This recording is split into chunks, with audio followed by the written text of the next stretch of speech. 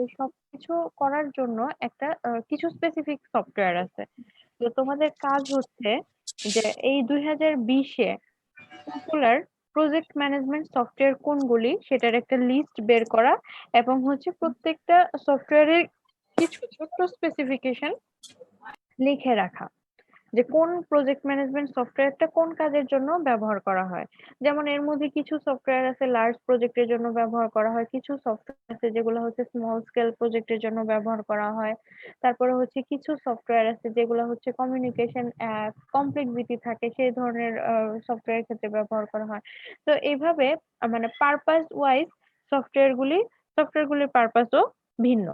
সুতরাং তোমাদের বের করতে হবে হচ্ছে যে best software project management software in 2020। একই সাথে আরেকটা জিনিস বের করতে হবে সেটা হচ্ছে সফটওয়্যার ডিবাগিং টুলস। ঠিক একইভাবে এই 2020-এ পপুলার যে সফটওয়্যার ডিবাগিং টুলস আছে সেই ডিবাগিং টুলস এর এই একই রকম লিস্ট। তো এই যে দুইটা কাজ, একটা হচ্ছে প্রজেক্ট ম্যানেজমেন্ট সফটওয়্যার আর একটা হচ্ছে ডিবাগিং টুলস। এই ডিবাগিং টুলসটা আসলে হচ্ছে আমরা আজকে টেস্টিং করব। তো তো টেস্টিং হচ্ছে পরের ফেজ। আমরা কি করি সাধারণত একটা প্রোগ্রাম যখন তৈরি করি তখন প্রথমে আমরা কম্পাইল করি, তাই না? তো কম্পাইল করে কি করি আমরা এর মাঝখানে কোনো মানে এরর আছে কিনা, থাকলে কোথায় আছে সেগুলা ফাইন্ড আউট করি। মানে হচ্ছে যে কোনো বাগ খুঁজে বের করা। বাগ খুঁজে বের করার নামই হচ্ছে ডিবাগিং। তো এই সফটওয়্যার আমরা তৈরি করছি, সফটওয়্যার তো অ্যাকচুয়ালি সেট অফ প্রোগ্রামস বা lot of programs associated in a software. তো তার মানে এটাও ডিবাগিং করার প্রয়োজন আছে। তো এই ডিবাগিং করার জন্য কি কি টুলস ব্যবহার করা হয় এটা আসলে সফটওয়্যার অনুযায়ী ভ্যারি করে না, এটা হচ্ছে তোমার প্রোগ্রামিং ল্যাঙ্গুয়েজ অনুযায়ী ভ্যারি করে। যেমন আমরা যে কম্পাইলার গুলি ব্যবহার করি সেগুলোও কিন্তু এক একটা ডিবাগার। ঠিক আছে, তাহলে তোমাদের কাজ কি?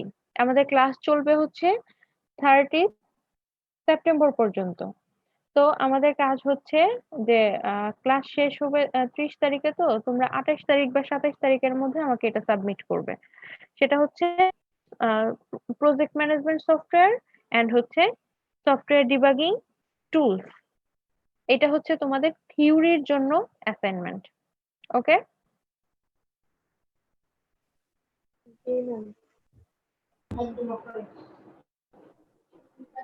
সবাই যারা আসে নাই তাদেরকে একটু বুঝিয়ে দিবে কি কি লিখে রাখো। লিখে রাখো সফটওয়্যার ডিবাগিং টুলস আর হচ্ছে প্রজেক্ট ম্যানেজমেন্ট সফটওয়্যার। মানে কোন সফটওয়্যারের মাধ্যমে প্রজেক্ট ম্যানেজ করা যায়। আমরা প্রজেক্ট ম্যানেজমেন্ট করে আসছি, আমরা জানি প্রজেক্ট ম্যানেজমেন্টের কাজ কি কি। এই কাজগুলো আমরা সফটওয়্যার দিয়ে করতে পারি। কোন সফটওয়্যার দিয়ে করতে পারি, কোন কোন সফটওয়্যার কোন পারপাসের জন্য ব্যবহার করা যাবে, সেটাই হচ্ছে আমাদের কাজ। তাহলে আমরা কি করব, একটা লিস্ট বের করব প্রজেক্ট ম্যানেজমেন্ট সফটওয়্যার। সেখান থেকে আমরা কিছু সফটওয়্যার পাবো যে সফটওয়্যার গুলা তাদের বর্ণনা, দেখবে যে এটা গুগলে সার্চ দিলেও তুমি পেয়ে যাবে। দেখবে যে তাদের বর্ণনা দেয়া আছে তারা কোন ধরনের প্রজেক্টে কোন সফটওয়্যার কোন প্রজেক্ট ম্যানেজমেন্টটা ব্যবহার করা হয়। টিম টিমের সাইজের উপর ডিপেন্ড করে, প্রজেক্টের সাইজের উপরে ডিপেন্ড করে, প্রজেক্টের কমপ্লেক্সিটির উপরে ডিপেন্ড করে। এসব কিছু ওখানে পেয়ে যাবে। একইভাবে তুমি ডিবাগিং টুলসটাও পেয়ে যাবে। তাহলে এই দুইটা জিনিস হচ্ছে আমাদের এই থিওরির জন্য অ্যাসাইনমেন্ট। এই অ্যাসাইনমেন্টটা আমরা কবে সাবমিট করব? 28 তারিখ। 28 তারিখে আমরা সাবমিট করব। কেননা আমাদের লাস্ট টাইম হচ্ছে 30 তারিখ, আমরা 30 তারিখ পর্যন্ত রাখবো না। ওকে, আচ্ছা ম্যাম। আমরা মানে একটু সেফটির জন্য আমরা আগেই সাবমিট করে দেব। বলো, ওয়ার্ডে সাবমিট করবে। ওয়ার্ড ফাইলটাকে আবার হচ্ছে প্লিজ সিঙ্গেলি কেউ সাবমিট করো না। সিঙ্গেলি যদি সাবমিট করো তাহলে যে প্রবলেমটা হবে, আমার একটা মেইল হয়তো অনেক পেছনে পড়ে যাবে, তারটা আমি রিডই করব না, তখন হচ্ছে সে মার্কস পাবে না।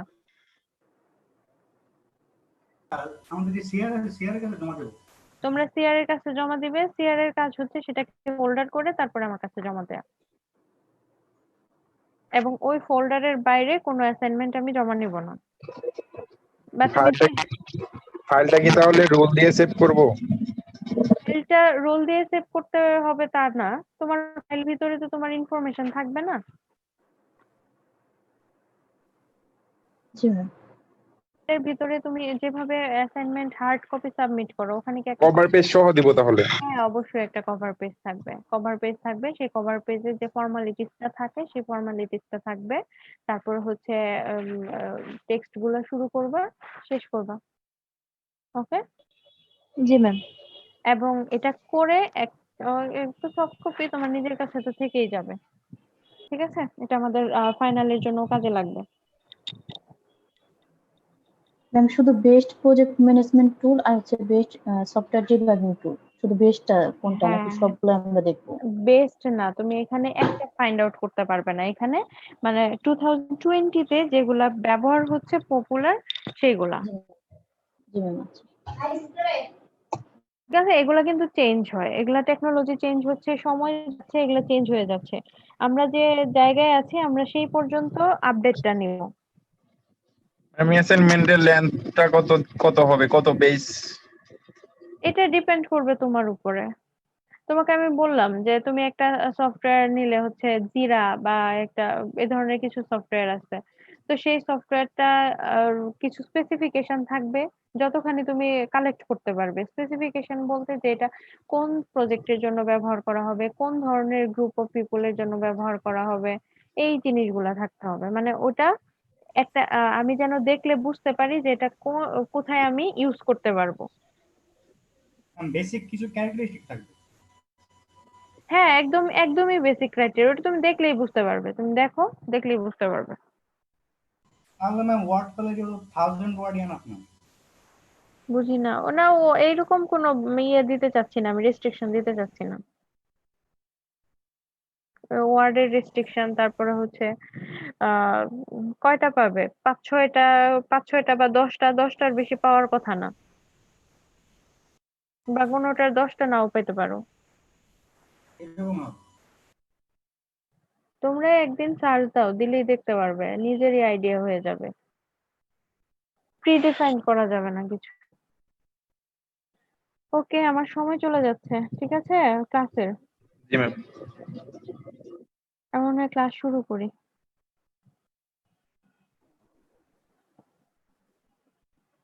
আচ্ছা দেখো, আজকে আমরা পড়বো হচ্ছে সফটওয়্যার টেস্টিং। শেয়ার হচ্ছে, দেখা যাচ্ছে? জি ম্যাম দেখা যাচ্ছে। আচ্ছা ঠিক আছে, আজকে আমরা পড়বো হচ্ছে সফটওয়্যার টেস্টিং। এই টেস্টিং আমরা অনেক অংশে পরিচিত। আমরা সিস্টেম অ্যানালাইসিসেও টেস্টিং পড়ে আসছি। তো যেহেতু আমাদের কোর্সটা মনে হয় আমি পড়াচ্ছিলাম, তাই না? জি ম্যাম। জি ম্যাম। মোটামুটি অনেক কিছু পরিচিত পাবে। তো দেখো, মানে টেস্টিং কি? কোনো কিছুর টেস্টিং মানে হচ্ছে যে সেটা যখন ইউজে যাবে, ইউজে যাওয়ার আগেই সেটা কতটুকু পারফেক্ট, কতটুকু এরর ফ্রি, সেটাই আইডেন্টিফাই করা হচ্ছে টেস্টিং এর মাধ্যমে। তাহলে টেস্টিং কি করবে? Testing is intended to show that program does what it is intended to do, কি করতে যাচ্ছে, and to discover program defects before it is put into use. আমরা তৈরি করছি সফটওয়্যার, সুতরাং সফটওয়্যারটা যখন কাস্টমার এন্ডে যাবে বা ক্লায়েন্ট এন্ডে যাবে, তখন সেই সফটওয়্যারটা যে পারপাজে তৈরি করা, সেই পারপাজে তৈরি করা হলো কিনা, বা আমি যে কাজের জন্য কষ্ট করে ডেভেলপ করলাম আমার কি সেই পারপাসটা সার্ভ করবে কিনা, এইটা একটা টেস্টিং এর উদ্দেশ্য। আরেকটা উদ্দেশ্য হচ্ছে যে এর মধ্যে কোনো প্রকার ডিফেক্ট আছে কিনা। আমরা যদি কোনো হার্ডওয়্যার ম্যাটেরিয়াল বলি, তাহলে তার ডিফেক্টটা আমি খুব সহজেই বের করতে পারি, আমি দেখে দেখে বের করতে পারি কিছু ডিফেক্ট, আমি কিছু ডিফেক্ট টেস্ট করে বের করতে পারি। সাপোজ তুমি একটা এলইডি জ্বালাচ্ছ তোমার ট্রেনার বোর্ডে, তো এলইডিটা ভালো না খারাপ, তুমি যখন এলইডিটা কানেক্ট করছো তখন যদি এলইডিটা না জ্বলে প্রপারলি কানেক্ট করার পরে, তার মানে হচ্ছে এলইডিটা নষ্ট। তো এটা হচ্ছে one kind of testing.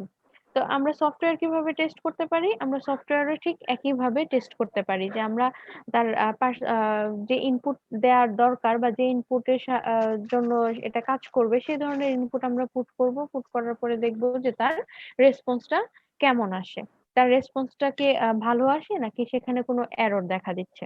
Okay, that means হচ্ছে যে আমরা দুইটা কাজ করব। একটা হচ্ছে আমরা চেক করে দেখব যে আমরা যে কাজের জন্য তৈরি করলাম সে কাজ করছে কিনা, আর একটা হচ্ছে কোনো প্রকার ডিফেক্ট আছে কিনা।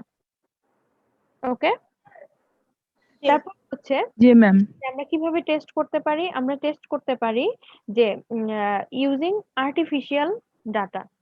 আমরা তো জানি না ইউজাররা কি ডাটা ব্যবহার করবে, বা আমরা চাইলে জেনেও নিতে পারি। তো আমরা আমরা টেস্ট করব হচ্ছে আমাদের ডেভেলপমেন্ট এন্ডে। যেহেতু আমাদের ডেভেলপমেন্ট এন্ডে টেস্ট করব, তো সেখানে রিয়েল ডাটা থাকতেও পারে নাও থাকতে পারে। যদি রিয়েল ডাটা থাকে তাহলে আমরা রিয়েল ডাটা দিয়ে টেস্ট করব। আদারওয়াইজ আমরা রিয়েল ডাটার মতো করে কিছু আর্টিফিশিয়াল ডাটা ক্রিয়েট করে টেস্ট করে দেখতে পারি। ওকে, তারপর হচ্ছে you check the results of the test run for errors, anomalies or information about the program's non-functional attribute. তুমি টেস্ট করার পরে যে রেজাল্টটা পাবে সেই রেজাল্ট থেকে তুমি আইডেন্টিফাই করতে পারবে যে এখানে কোনো এরর আছে কিনা, কোনো অ্যানোমালিস আছে কিনা, বা কোনো প্রবলেম আছে কিনা। ঠিক আছে, টেস্টের উদ্দেশ্য হচ্ছে প্রবলেম এরর আইডেন্টিফাই করা। ঠিক আছে, আমার কাজ হচ্ছে যে এক টেস্ট তখনই সাকসেসফুল হবে যখন তার পসিবল যত এরর হওয়ার কথা ছিল সব এরর আইডেন্টিফাই করতে পারবো। ওকে, তো এই টেস্টিং এর একটা গুরুত্বপূর্ণ অধ্যায় হচ্ছে ভেরিফিকেশন এন্ড ভ্যালিডেশন প্রসেস। তো ভেরিফিকেশন এবং ভ্যালিডেশন আমরা জানি কি। ভেরিফিকেশন হচ্ছে যে আমরা স্পেসিফিকেশন অনুযায়ী তৈরি করলাম কিনা, আর ভ্যালিডেশন হচ্ছে যে আমাদের যে রিকোয়ারমেন্ট, কাস্টমারের যে নিড, সেই নিডটা ফুলফিল হবে কিনা। এই দুইটা জিনিস কিন্তু আমরা এই টেস্টিং ফেজ থেকে পেয়ে যাব। ভেরিফিকেশনও কমপ্লিট হবে এবং ভ্যালিডেশনও কমপ্লিট হবে। ক্লিয়ার? জি ম্যাম। ওকে, তাহলে দেখো, program testing goals to demonstrate the developer and the customer that software meets its requirement. আমাদের গোল হচ্ছে যে আমরা চেক করে দেখব যে আমাদের যে রিকোয়ারমেন্ট সেটা মিট করছে। আর কি দেখব? Discover situation in which behaviour of software is incorrect. আর একটা জিনিস টেস্ট করব, সেটা হচ্ছে ডিফেক্ট টেস্টিং। একটা আমরা কি চেক করলাম যে আমাদের রিকোয়ারমেন্টস মিট করে কিনা, এটা one kind of positive testing. আর অ্যানাদার টেস্টিং হচ্ছে defect testing. Defect testing. Defect testing কি? সাপোজ যে ধরনের ডাটা তোমার ইনপুট হিসাবে দেওয়ার কথা না, নরমালি আসার কথা না, সেই ধরনের ডাটা দিয়ে টেস্ট করা, মানে ডিফেক্ট ক্রিয়েট করা। বুঝতে পারছো কি? জি ম্যাম। যে আমি সিম্পলি বলি যে আমি একটা প্রোগ্রামকে যদি বলি যে আমার এই প্রোগ্রাম শুধুমাত্র ইন্টিজার টাইপের ডাটা রিড করতে পারে, ইন্টিজার টাইপের ডাটা প্রসেস করতে পারে, তো নট শিওর যে কোনো ইউজার সেখানে ফ্লোটিং পয়েন্ট ডাটা ইনপুট হিসাবে দিবে না, বা কোনো ইউজার সেখানে ক্যারেক্টার টাইপস এর ডাটা ইনপুট হিসাবে দিবে না। তো কি করব আমি, যে আমি ইন্টিজার টাইপের যেখানে ইন্টিজার টাইপের ইনপুট দেওয়ার কথা সেখানে আমি ক্যারেক্টার টাইপের ডাটা দিয়ে টেস্ট করে দেখব। জি ম্যাম। বিহেভিয়ারটা কেমন হয়, বা কেমন হয়? আমার একটা টার্গেট থাকবে। তাহলে আমার দুইটা টার্গেট। একটা টার্গেট হচ্ছে যে আমার রিকোয়ারমেন্টস ফুলফিল হচ্ছে কিনা। এটার জন্য আমি কি করতে পারি? এটার জন্য আমি করতে পারি যে প্রত্যেকটা আমরা রিকোয়ারমেন্টস আলাদা করে ফেললাম। প্রত্যেকটা রিকোয়ারমেন্টস এর জন্যই চেক করে দেখবো যে আমরা যা চাচ্ছি তাকে আমরা পাচ্ছি কিনা। আরেকটা জিনিস চেক করে দেখবো যে এখানে কোনো অ্যাবনর্মাল বিহেভিয়ার দিচ্ছে কিনা, দ্যাট মিন্স হচ্ছে কোনো ডিফেক্ট দেখা দিচ্ছে কিনা। ডিফেক্ট আছে কিনা। ডিফেক্ট আছে কিনা। তাহলে জি ম্যাম। প্রথমে পাচ্ছি যে কাস্টম, এখানে দেখো যদি কাস্টম সফটওয়্যার হয়, রিকোয়ারমেন্টস টেস্টিং এর ক্ষেত্রে যদি কাস্টম সফটওয়্যার হয় তাহলে কি করতে হবে? প্রত্যেকটা রিকোয়ারমেন্টের জন্যই টেস্ট করে দেখতে হবে। আর যদি জেনেরিক সফটওয়্যার হয় তাহলে কি, জেনেরিক সফটওয়্যার মানে কাস্টমারের কোনো রিকোয়ারমেন্টস না, আমরা নিজে থেকে একটা সফটওয়্যার তৈরি করছি যেটা আমরা মার্কেটে ছেড়ে দেব। তো সেই ধরনের সফটওয়্যারের ক্ষেত্রে কি করব, আমাদের যে ফিচার থাকবে সেই প্রত্যেকটা ফিচার আমরা চেক করে দেখব। এটা হচ্ছে রিকোয়ারমেন্ট টেস্টিং এর ক্ষেত্রে। আর ডিফেক্ট টেস্টিং এর ক্ষেত্রে কি করব, defect testing is concerned with the রুটিং out undesirable system behaviour such as system crashes, unwanted interaction with other system, incorrect computation and data corruption. মানে জাস্ট অ্যাবনর্মাল বিহেভিয়ার গুলা check করে দেখা। ক্লিয়ার? জি ma'am. ওকে, তাহলে actually আমরা যে রিকোয়ারমেন্টসটা check করছি এটা মূলত হচ্ছে ভ্যালিডেশন টেস্টিং, তাই নয় কি, যে আমাদের ইউজারের যে রিকোয়ারমেন্টস ছিল সেই রিকোয়ারমেন্টসটা ফুলফিল করছে কিনা, তার মানে এখানে আমরা ভ্যালিডেশনটা চেক করছি। আর সেকেন্ড গোল হচ্ছে defect testing. Defect testing.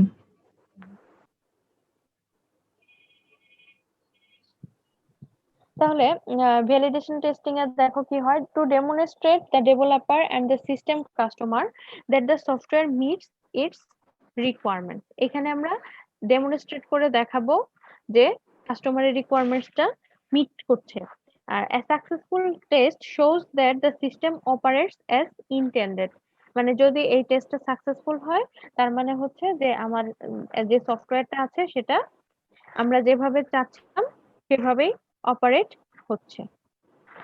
And defect testing is to discover faults or defects in software where its behavior is incorrect or not in conformance with its specification, মানে specification অনুযায়ী সে behave করছে না। A successful test is a test that makes the system perform incorrectly, so exposes a defect in the system. মানে হচ্ছে যে তখনই successful হবে যখন তুমি সফটওয়্যারের কোনো ডিফেক্ট এক্সপোজ করতে পারবে। ক্লিয়ার?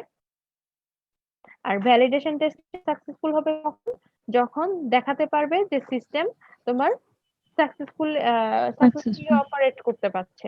আর ডিফেক্ট টেস্টিং সাকসেসফুল হবে কখন, যখন দেখাতে পারবে যে সিস্টেমের ডিফেক্ট এক্সপ্লোর হচ্ছে। ওকে? জি ম্যাম। জি ম্যাম। জি ম্যাম। আচ্ছা, এটা হচ্ছে জাস্ট ভেরিফিকেশন ভার্সেস ভ্যালিডেশন। আমার মনে হয় এটা বলার কোনো দরকার নেই, আমরা জানি ভেরিফিকেশন কি আর ভ্যালিডেশন কি। এখন আসো এই ভিএনভি কনফিডেন্স। ভিএনভি কনফিডেন্স মানে হচ্ছে যে আমরা ভেরিফিকেশন এবং ভ্যালিডেশন দুইটা টেস্টই সাকসেসফুলি করতে পারলাম, বা আমাদের কতখানি করতে হবে, এর রেঞ্জটা কতখানি, আমার এক্সপেকটেশনটা কোথায়। দেখো যে কিছু সফটওয়্যার আছে যে সফটওয়্যার গুলা তোমার হচ্ছে ক্রিটিক্যাল সিস্টেমে ব্যবহার করা হয়। সাপোজ হচ্ছে কোনো ডায়াগনোসিস সফটওয়্যার, যদি এই যে ধরো যে করোনা ডায়াগনোসিস যে সফটওয়্যার, যদি এরকম কোনো সফটওয়্যার তুমি তৈরি করো যেটা হচ্ছে কোভিড-19 আইডেন্টিফাই করবে, এই সফটওয়্যারটার ক্ষেত্রে তোমার ভিএনভি কনফিডেন্সটা মাস্ট বি হাই হতে হবে। কেন হাই হতে হবে? এখানে তোমার অ্যাকিউরেসিটা ভালো হতে হবে, তার মানে এখানে টেস্টটা আরো অ্যাকিউরেট হতে হবে। একইভাবে যদি তুমি কোনো ক্রিটিক্যাল সিস্টেম তৈরি করো, যেমন হচ্ছে এয়ারক্রাফটের জন্য যদি কোনো সফটওয়্যার তৈরি করো, সেই ক্ষেত্রেও হচ্ছে তোমার কোনো রিস্ক নেওয়া যাবে না। তোমার অনেক বেশি টেস্ট করে, অনেক বেশি টেস্টের মাধ্যমে তারপরে তোমাকে সেটা রিলিজ করতে হবে। বুঝতে পারছো? জি ম্যাম। আবার ধরো যে তুমি একদমই একটা নতুন অর্গানাইজেশনের জন্য, একটা নতুন শপের জন্য একটা সফটওয়্যার তৈরি করছো, যারা হচ্ছে ম্যানুয়ালি কাজ করে অভ্যস্ত। তো তারা যদি ম্যানুয়ালি কাজ করে অভ্যস্ত থাকে তাদের এমনিতেই অনেক বেশি হ্যাজেল হয়। তো সেইখানে যদি তারা ছোট্ট একটা সফটওয়্যার পায় যে সফটওয়্যারটা তাদের হচ্ছে দিন শেষে ক্যালকুলেশনটা করে দিচ্ছে, তাহলেই তারা অনেক বেশি খুশি হয়ে যাবে। তো এই ধরনের সফটওয়্যারের ক্ষেত্রে যদি কিছু এরর থেকেও যায় তারপরেও কোনো প্রবলেম দেখা দিবে না। মানে কোনো মেজর প্রবলেম আসবে না। পরবর্তীতে মেইনটেনেন্সে বা হচ্ছে পরের ভার্সনে হয়তো তুমি সেটাকে রিকভার করে দিতে পারো। তো সেই ধরনের সফটওয়্যারের ক্ষেত্রে আসলে ভিএনভি কনফিডেন্সটা খুব বেশি হাই হওয়ার প্রয়োজন নাই, বা অনেক বেশি সময় ব্যয় করারও প্রয়োজন নাই। তো এই ভিএনভি কনফিডেন্সটা আসলে ডিপেন্ড করে system purpose, user expectation and marketing এনভায়রনমেন্টের উপরে। সিচুয়েশনটা কি ক্লিয়ার? দেখো কোন ধরনের সফটওয়্যারের ক্ষেত্রে আমার টেস্টিং এ বেশি সময় ব্যয় করতে হবে, দ্যাট মিন্স হচ্ছে ভিএনভি কনফিডেন্সটা আমার অনেক বেশি থাকতে হবে। তার আগে আমি এটা শুরুই করি নাই, বলি নাই তোমাদের যে aim of VNV is to establish a confidence that the system is fit for purpose. এই ভিএনভি এর উদ্দেশ্য হচ্ছে, ফ্যান বন্ধ করা গেল আর টিভি বন্ধ হইলো হ্যালো, সুইচ এই ভিএনভি এর এইমটা হচ্ছে তোমার যে আমার সিস্টেমটা পারপাসের জন্য কতখানি ফিট, সেই কনফিডেন্সটা আর্ন করা। সুতরাং এই কনফিডেন্সটা ডিপেন্ড করবে কিসের উপর? সিস্টেম পারপাসের উপর, ইউজার এক্সপেকটেশনের উপরে, মার্কেটিং এনভায়রনমেন্টের উপরে। যেমন ওই প্রথম এক্সাম্পলটা বললাম যে আমরা যদি কোভিড-19 এর জন্য কোনো সফটওয়্যার তৈরি করতে চাই, তখন সেই সফটওয়্যারটা আমাদের অনেক বেশি অ্যাকিউরেট হতে হবে। কোনো এরর থাকতে পারবে না, কোনো ডিফেক্ট থাকতে পারবে না, 100% অ্যাকিউরেটলি তোমার মানে এবল হতে হবে যেন সে কোভিড-19 টেস্ট করতে পারে। তো এই ক্ষেত্রে কনফিডেন্স লেভেলটা অনেক বেশি হাই। আবার ধরো শপের ক্ষেত্রে সেই সিস্টেম পারপাসটা সেখানে ছোটখাটো এরর থাকলেও খুব বেশি ক্ষতি হচ্ছে না। ওকে, বুঝতে পারছো? জি ম্যাম। তারপর সেকেন্ড হচ্ছে ইউজার এক্সপেকটেশন। একই রকম, যারা মনে করো যে সফটওয়্যার ব্যবহার করে অভ্যস্ত, তাদের অলরেডি একটা ভালো সফটওয়্যার আছে, তারা এর চেয়ে আরো বেটার সফটওয়্যার চাচ্ছে, তখন তোমার কনফিডেন্সটা ভিএনভি টা অনেক বেশি ক্লিয়ার হতে হবে।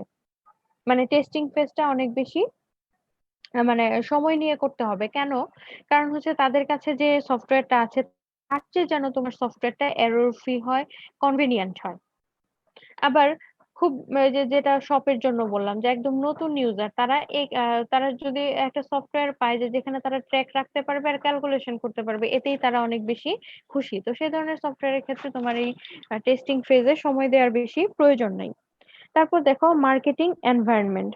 যদি তোমার জেনেরিক সফটওয়্যার হয় এবং মার্কেটে কম্পিটিশন থাকে অনেক বেশি, তখন সেই ক্ষেত্রে কি করে অনেক সময় কিছু বাগ সহই সফটওয়্যার ছেড়ে দেয়। কেন ছেড়ে দেয়? কারণ হচ্ছে যে মার্কেটে যেন তাদের সফটওয়্যারটা পরিচিতি পেয়ে যায়, এই জন্যই কিন্তু বিটা ভার্সন গুলা ছেড়ে দেওয়া হয়।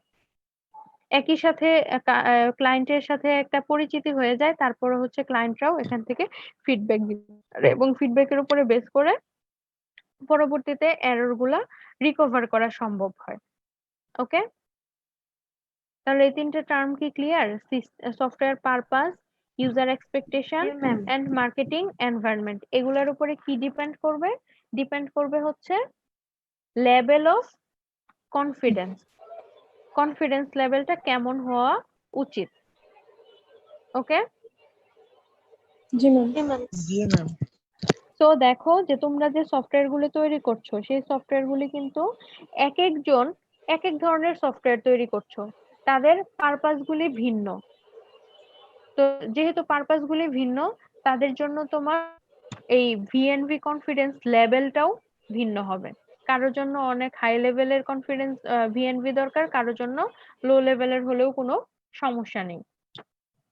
আবার দেখো তোমাদের জন্য মার্কেটিং এনভায়রনমেন্ট, যেমন তোমাদের যদি পরীক্ষার সময় চলে আসে, তাহলে তোমাদের কি করতে হবে যে মোটামুটি যেরকমই হোক সেরকমই একটা সফটওয়্যার তোমরা প্রেজেন্ট করো, জেনারেলি করে থাকো। এখন যদি তোমার সময় থাকে তাহলে তুমি টেস্টিংটা একটু বেশি করবে, বা আরো বেশি স্মুথ করবে, আরো বেশি রিলায়েবল করবে। ক্লিয়ার?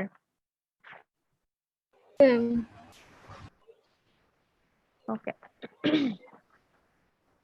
টেস্টিং এর সাথে আরেকটা টার্ম চলে আসে, সেই টার্মটা হচ্ছে ইন্সপেকশন। টেস্টিংটা যেখানে করা হয়, আমরা সাধারণত টেস্টিংটা করে থাকি হচ্ছে একদম প্রোগ্রামটাকে রান করানোর পরে সেখানে ইনপুট দেই, ইনপুট দেওয়ার পরে আমরা আউটপুটটা মনিটরিং করি যে আউটপুটটা কেমন আসলো, আউটপুটটা ঠিক আসলো নাকি ভুল আসলো, নাকি হচ্ছে প্রোগ্রামে কোনো এরর থাকে। আর ইন্সপেকশনটা হচ্ছে এই টেস্টিং এর একটা মানে টেস্টিং এর মতোই একটা ব্যাপার, কিন্তু এটা এই যে এক্সিকিউটেবল না। এক্সিকিউটেবল না মিন্স হচ্ছে যে এটা তোমার ডকুমেন্টস, তারপর হচ্ছে ডিজাইন, প্রোগ্রাম মানে রিটেন ডকুমেন্টস, এটা এক্সিকিউট করার জন্য কোনো কম্পোনেন্ট দরকার হয় না, কোনো কম্পিউটার দরকার হয় না। জাস্ট হচ্ছে যে তোমার একটা প্রোগ্রাম প্রিন্ট করা আছে, সেই প্রোগ্রামটা একজন এক্সপার্ট দেখে তোমাকে বললো যে এই প্রোগ্রামে এরর আছে বা এই প্রোগ্রামে এই লাইনে সমস্যা আছে, এইটা হচ্ছে ইন্সপেকশন। তো এই ইন্সপেকশন করার জন্য অনেক বেশি এক্সপিরিয়েন্স থাকতে হয়। এই যে ধরনের সফটওয়্যার তৈরি করা হচ্ছে সেই ধরনের সেই ফিল্ডে এক্সপিরিয়েন্স থাকতে হয়, প্রোগ্রামিং নলেজ থাকতে হয়। যদি সেই ধরনের এক্সপার্ট থাকে তাহলে কেবলমাত্র ইন্সপেকশনটা সম্ভব। বাট ইন্সপেকশনও ওয়ান কাইন্ড অফ টেস্টিং। কিন্তু এই ইন্সপেকশনে হচ্ছে তোমার কিভাবে হয় যে অনেকটা এই এই ব্যাপারটাকে কি বলে তোমার ওই একটা এক্সিকিউটেবল ফরম্যাট আর একটা হচ্ছে নন এক্সিকিউটেবল ফরম্যাট, বাট এটাও টেস্টিং। ইন্সপেকশনটা ক্লিয়ার? এটা কিন্তু পুরো জুড়েই চলতে থাকে, মানে পুরো প্রজেক্ট জুড়েই চলতে থাকে।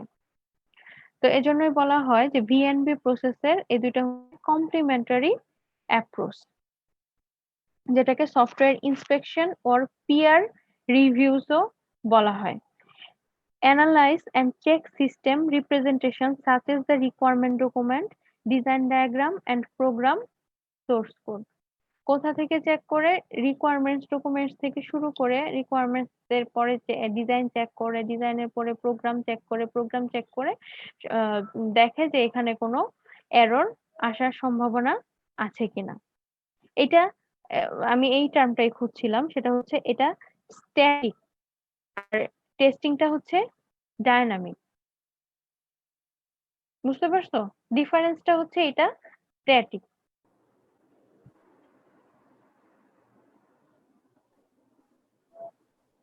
ওকে, জি ম্যাম। দেখো এখানে বলা আছে concerned with analysis of the static system representation to discover problems, এবং এটার জন্য তোমার সফটওয়্যারকে কম্পিউটারে রান করানোর কোনো প্রয়োজন নাই। ওকে, এটা হচ্ছে ইন্সপেকশন। আর সফটওয়্যার টেস্টিং হচ্ছে একটা ডাইনামিক ভেরিফিকেশন, যেটা হচ্ছে সফটওয়্যারটাকে কম্পিউটারে রান করানোর পরে চেক করা হয়। তাহলে দুইটার মধ্যে ডিফারেন্সটা কোথায় দেখো?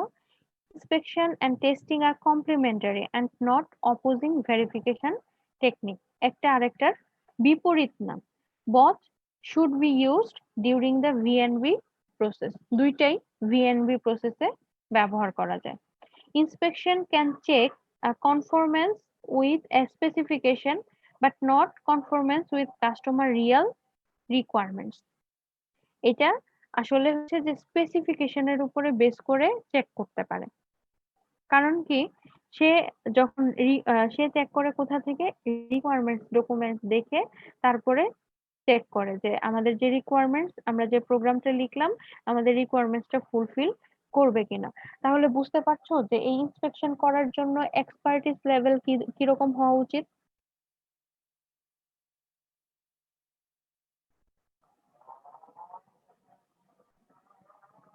হ্যালো, এই ইন্সপেকশন করার জন্য তাহলে এক্সপার্টিস লেভেলটা কত হাই হওয়া উচিত? আর এই ইন্সপেকশন নন ফাংশনাল ক্যারেক্টারিস্টিক্স গুলা চেক করতে পারে না। যেমন হচ্ছে যে সে এটা চেক করতে পারবে না যে একটা প্রোগ্রামের ডকুমেন্টস দেখে চেক করতে পারবে না এই প্রোগ্রামটা রান হতে কবে। চেক করা সম্ভব? সম্ভব না। সুতরাং নন ফাংশনাল ক্যারেক্টারিস্টিক্স গুলা ইন্সপেকশনের মাধ্যমে চেক করা সম্ভব না। এখন দেখো সফটওয়্যার টেস্টিং প্রসেস। ব্লক ডায়াগ্রামটা দেখো। প্রথমে কি করা হয়? Design test cases. Test case design করা হয়। দেখা হচ্ছে কোন রিকোয়ারমেন্টস এর জন্য আমরা কিভাবে টেস্টটা করতে পারি। কেস অনুযায়ী টেস্ট ডাটা প্রিপেয়ার করা হয়। হয়তোবা ডাটা যে প্রিপেয়ার করতে পারো, আর্টিফিশিয়াল ডাটা জেনারেট করতে পারো, অথবা হচ্ছে কাস্টমার থেকে ডাটা চেয়ে নিতে পারো। তারপর প্রোগ্রাম রান করা হয় উইথ দ্য টেস্ট ডাটা অনুযায়ী প্রোগ্রাম রান করে দেখা হয় এবং তারপর কম্পেয়ার করে রেজাল্ট কম্পেয়ার করা হয়, এরর আছে নাকি এরর নাই। তারপর টেস্টের জন্য রিপোর্ট প্রদান করা হয়। তুমি একটা প্রোগ্রাম, আমি আগে থেকেই সে ঠিক করে রাখলাম যে এই প্রোগ্রামটা চেক করার জন্য আমি কি কি করব, কিভাবে করব। টেস্ট কেস ডিজাইন করলাম, কেসেস, সেভারেল কেস ডিজাইন করে রাখলাম। তারপর সেই কেস অনুযায়ী, এক এক কেস অনুযায়ী কিছু ডেটা ডিজাইন করে রাখলাম। তারপর আমার এই টেস্ট ডাটাগুলি প্রোগ্রামটা আমি চেক করে দেখলাম, চেক করে দেখে যদি মনে হয় হ্যাঁ প্রোগ্রামে কোনো সমস্যা নাই বা সমস্যা আছে বা নাই, সেটাই আমি একটা রিপোর্ট প্রদান করলাম। ওকে,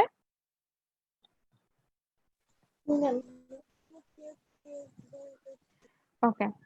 তাহলে দেখো স্টেজ অফ টেস্টিং, কয়টা স্টেজে টেস্টিংটা কমপ্লিট করা হয়। ফার্স্ট স্টেজ হচ্ছে ডেভেলপমেন্ট টেস্টিং, সেকেন্ড হচ্ছে রিলিজ টেস্টিং এন্ড থার্ড হচ্ছে ইউজার টেস্টিং। ডেভেলপমেন্ট টেস্টিং হচ্ছে যখন তোমার প্রজেক্টটা আন্ডার ডেভেলপমেন্ট থাকে, মানে ডেভেলপমেন্টের কাজ চলছে এবং একই সাথে টেস্টিংও চলছে। কোনো কোনো প্রসেস এমন হতে পারে যে পুরো ডেভেলপমেন্ট ফেজ শেষ হওয়ার পরে টেস্টিংটা প্লেস হতে পারে। কোনো কোনো প্রসেস এমন হতে পারে যে একটা করে প্রোগ্রাম শেষ হচ্ছে, সেই প্রোগ্রামটা টেস্ট করা হচ্ছে, প্রোগ্রামটা আবার আরেকটা প্রোগ্রামের সাথে ইন্টিগ্রেট করা হচ্ছে, আবার টেস্ট করা হচ্ছে। তো এই টেস্টিং গুলো হচ্ছে ডেভেলপমেন্ট টেস্টিং। যখন ডেভেলপমেন্ট টেস্টিং ফাইনালাইজ করে যে হ্যাঁ ডেভেলপমেন্টে কোনো সমস্যা নেই, তখন আসে রিলিজ টেস্টিং। এই রিলিজ টেস্টিং এ হচ্ছে ওভারঅল সিস্টেমটাকে একত্রে করা হয়, একত্রে করে আমরা যে ভার্সনটাকে রিলিজ করতে চাচ্ছি সেই ভার্সনটাকে টেস্ট করা হয়। টেস্ট করে যদি টেস্ট পজিটিভ হয় যে রিলিজ করা সম্ভব, তাহলে সেটাকে রিলিজ করে দেওয়া হয়। এন্ড ফাইনাল হচ্ছে ইউজার টেস্টিং। এটা অনেকটা তোমার ওই সিস্টেম অ্যানালাইসিস এর ইউজার অ্যাকসেপ্টেন্স টেস্টিং এর মতো, যে ইউজার যারা ইউজ করবে তারা ফাইনালি চেক করে দেখবে যে তাদের জন্য কতখানি পটেনশিয়াল হলো বা কতখানি ফ্রুটফুল হলো বা ইউজেবল হলো। ঠিক আছে, তাহলে তিনটা লেভেলে টেস্ট করা হয়, ডেভেলপমেন্ট লেভেলে, রিলিজ লেভেলে, আর হচ্ছে ইউজারের সময় ইউজার টেস্ট করে দেখে। ক্লিয়ার? জি ম্যাম। ওকে, এখন আমরা এই আলাদা আলাদা করে দেখি ডেভেলপমেন্ট টেস্টিং এ কি কি করা হয়। দেখো, development testing includes all testing activities that are carried out by team developing the system. সাধারণত এই টেস্টটা যারা ডেভেলপমেন্টে ইনভলভ থাকে তারাই করে থাকে এবং এই টেস্টিংটাকেও কয়েকটা ফেজে ভাগ করা হয়। যেমন ফার্স্ট হচ্ছে ইউনিট টেস্টিং। ইউনিট টেস্টিং হচ্ছে যে individual program, individual object, individual class, মানে একেবারেই ক্ষুদ্রতম ইউনিট গুলিকে চেক করে দেখা, টেস্ট করে দেখা। এবং এই ক্ষুদ্রতম ফাংশনাল ইউনিট গুলি যদি টেস্ট করার পরে হ্যাঁ মনে হয় যে হ্যাঁ ঠিক আছে, তাহলে হচ্ছে সেগুলোকে পরে কম্পোনেন্ট হিসাবে ইন্টিগ্রেট করা হয়। একেবারেই একটা মানে ইউনিট, ফাংশনাল ইউনিট, যে কোনো ধরনের ফাংশনাল ইউনিট হতে পারে, ছোট একটা ফাংশনও হতে পারে বা একটা অবজেক্ট হতে পারে, একটা ক্লাস হতে পারে। এই সব মানে যত ক্ষুদ্রতম ইউনিটকে আলাদা করে টেস্ট করা সম্ভব সেটা হচ্ছে ইউনিট টেস্টিং।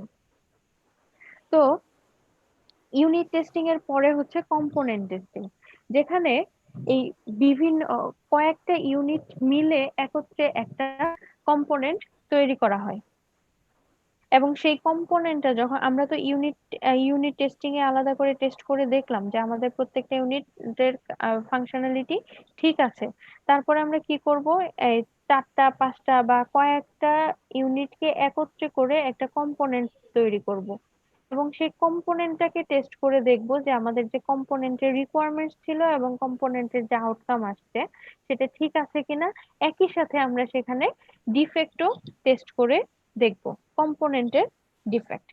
এমনকি আমরা যদি এখানে বাহিরের কোনো কম্পোনেন্টও ব্যবহার করি, সেই কম্পোনেন্ট গুলো আমরা টেস্ট করে দেখবো যে আমাদের কম্পোনেন্ট গুলো ঠিক আছে কিনা বা আমাদের পারপাস অনুযায়ী আউটপুট দিচ্ছে কিনা। দেখো, প্রত্যেকটা টেস্টিং এই কিন্তু দুইটা জিনিস টেস্ট করা হচ্ছে, একটা হচ্ছে আমাদের ডিজায়ার্ড আউটকাম আসছে কিনা, আরেকটা হচ্ছে তাদের মধ্যে কোনো ডিফেক্ট আছে কিনা। ক্লিয়ার? জি ম্যাম। তোমার প্রোগ্রাম খুব ভালো রান করলো, তোমার প্রোগ্রাম কিন্তু ডিজায়ার্ড আউটপুট দিচ্ছে না, তাহলেও কিন্তু তোমার প্রোগ্রামটা হবে না, তোমার প্রোগ্রামটা চেঞ্জ করতে হবে। আবার হচ্ছে তোমার প্রোগ্রামটা ডিজায়ার্ড আউটকাম আসবে তখনই যখন হচ্ছে তার মধ্যে কোনো ডিফেক্ট না থাকবে। তাহলে দুইটা জিনিস টেস্ট করতে হবে, একটা হচ্ছে ডিফেক্ট আর একটা হচ্ছে আমাদের যে ডিজায়ার্ড আউটকাম সেটা আসছে কিনা। সেটা হতে পারে ইউনিট টেস্টিং এ, কম্পোনেন্ট টেস্টিং এ, সিস্টেম টেস্টিং এ, যে কোনো ফেজেই হোক। তারপর হচ্ছে সিস্টেম টেস্টিং। এখন আমরা কি করব, এখন হচ্ছে সমস্ত কম্পোনেন্ট গুলিকে একত্রে করে একটা হোল সিস্টেম তৈরি করব, এবং এই সেই হোল সিস্টেমটার গোল কি, হোল সিস্টেমটার গোল হচ্ছে আমাদের যে রিকোয়ারমেন্ট সেটা ফুলফিল করছে কিনা, এবং এই যে কম্পোনেন্ট গুলো ইন্টিগ্রেট করা হচ্ছে সেই ইন্টিগ্রেট করার সময় তাদের মধ্যে কোনো ডিফেক্ট দেখা দিচ্ছে কিনা। ক্লিয়ার? জি ম্যাম। তাহলে ডেভেলপমেন্ট টেস্টিং এ আমরা কি কি পাচ্ছি?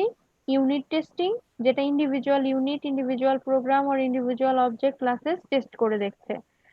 তারপর পাচ্ছি কম্পোনেন্ট টেস্টিং, ইন্ডিভিজুয়াল ইউনিট গুলিকে ইন্টিগ্রেট করে এক একটা কম্পোনেন্ট তৈরি করে চেক করে দেখছি। এমনকি আমরা বাইরে থেকে যদি কোনো রিইউজেবল কম্পোনেন্ট ব্যবহার করে থাকি সেগুলিও আমরা চেক করে দেখছি। তারপর বাহিরের কম্পোনেন্ট মানে রিইউজেবল কম্পোনেন্ট, আমাদের নতুন ডেভেলপড কম্পোনেন্ট, এমনকি যত কম্পোনেন্ট আছে সবগুলিকে একত্রে ইন্টিগ্রেট করে আমাদের যে ডিজায়ার্ড সিস্টেম বা যে ডিজায়ার্ড সফটওয়্যার সেটা তৈরি করে আমরা টেস্ট করে দেখছি।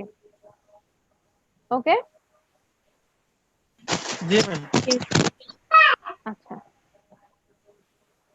তাহলে দেখো যে এটা আমার মনে হয় বলার দরকার নাই। দেখো তো বলার দরকার আছে কিনা, ইউনিট টেস্টিং আলাদা করে কি, অলরেডি ইউনিট টেস্টিং সম্পর্কে সব বলে ফেলছি। The unit testing is the process of testing individual component in isolation, মানে যত ছোট করা যায়। It is a defect testing process. দেখো কেন এটা ডিফেক্ট টেস্টিং প্রসেস, কারণ হচ্ছে যে আমাদের যে বেসিক রিকোয়ারমেন্টস, আমাদের যে ইউজার রিকোয়ারমেন্টস সেটা কিন্তু আমরা ক্ষুদ্রতম ইউনিট থেকে নাও পেতে পারি। তো বেসিক্যালি এখানে বেশি ইফোর্ট দেওয়া হয় ডিফেক্ট টেস্টিং এ। ক্লিয়ার নাকি হচ্ছে মানে কোন প্রকার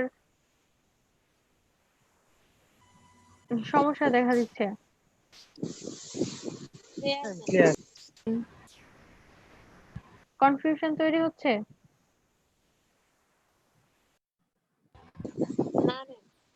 Okay. আচ্ছা, কনফিউশন তৈরি না হলে ভালো। তাহলে দেখো, আমরা যে ইন্ডিভিজুয়ালি বলে আসলাম ইউনিট টেস্টিং, কম্পোনেন্ট টেস্টিং, এটা হচ্ছে কম্পোনেন্ট টেস্টিং। আই থিংক এটাও মনে হয় বলার দরকার নেই।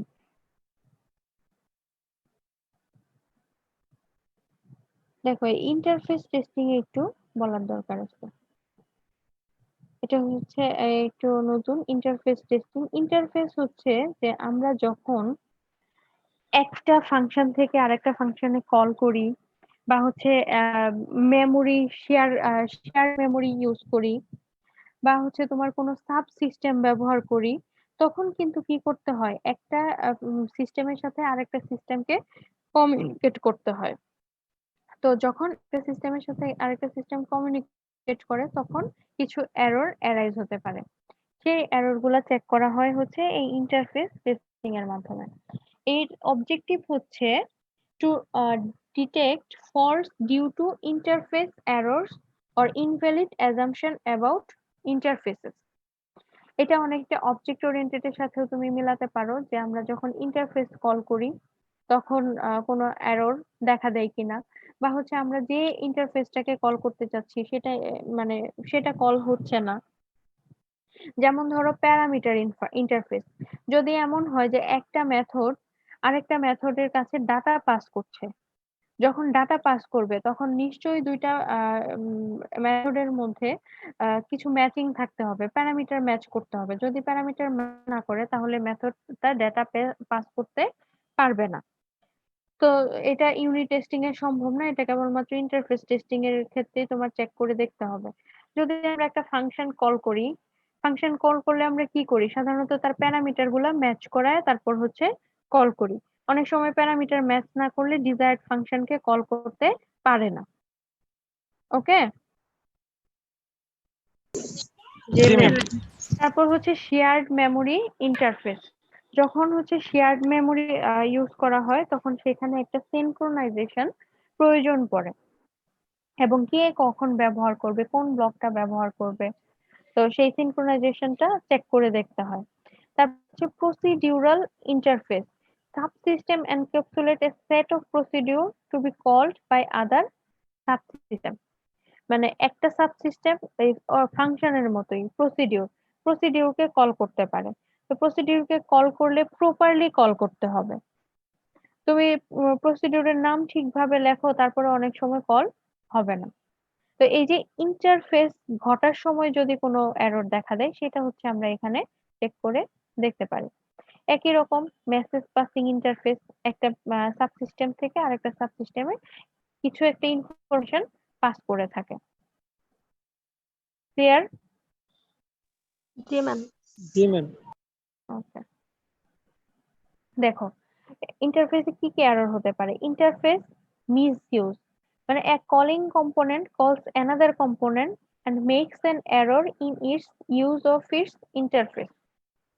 মানে একটা কম্পোনেন্ট আর একটা কম্পোনেন্টকে কল করলো বাট হচ্ছে প্রপার অর্ডারে কল করা হলো না, তখন কি ইন্টারফেস মিসইউজ এরর হতে পারে। তারপর হচ্ছে interface misunderstanding, a calling components embed assumption about the behaviour of the called component which are incorrect.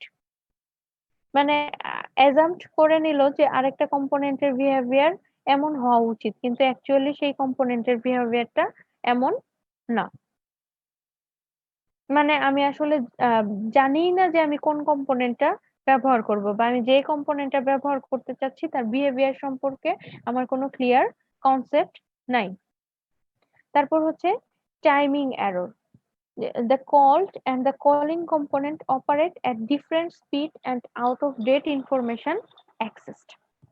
মানে দুইটা কম্পোনেন্ট যদি আলাদা আলাদা স্পিডে রান করে তখন ডেটা শেয়ার করা সম্ভব হবে না, বা হচ্ছে ডেটা ইনফরমেশন যাই করুক, যে পারপাসে ব্যবহার করি আমাদের সেই পারপাসটা সার্ভ করা সম্ভব হবে না। এটা হচ্ছে টাইমিং এরর। তাহলে এই ধরনের এরর হতে পারে। একটা হচ্ছে ইন্টারফেস মিসইউজ, দ্যাট মিনস হচ্ছে যে প্রপার অর্ডারে কল করা হয়নি। মিসআন্ডারস্ট্যান্ডিং, যে একটা সিস্টেম আরেকটা সিস্টেমের বিহেভিয়ার সম্পর্কে কোনো ক্লিয়ার আইডিয়া নেই, বা হচ্ছে যেটা চাচ্ছি আমরা সেটা পাচ্ছি না। আরেকটা হচ্ছে টাইমিং এরর। টাইমিং এরর হচ্ছে যে দুইটা আলাদা আলাদা স্পিডে অপারেট হচ্ছে। ওকে, জি ম্যাম জি ম্যাম।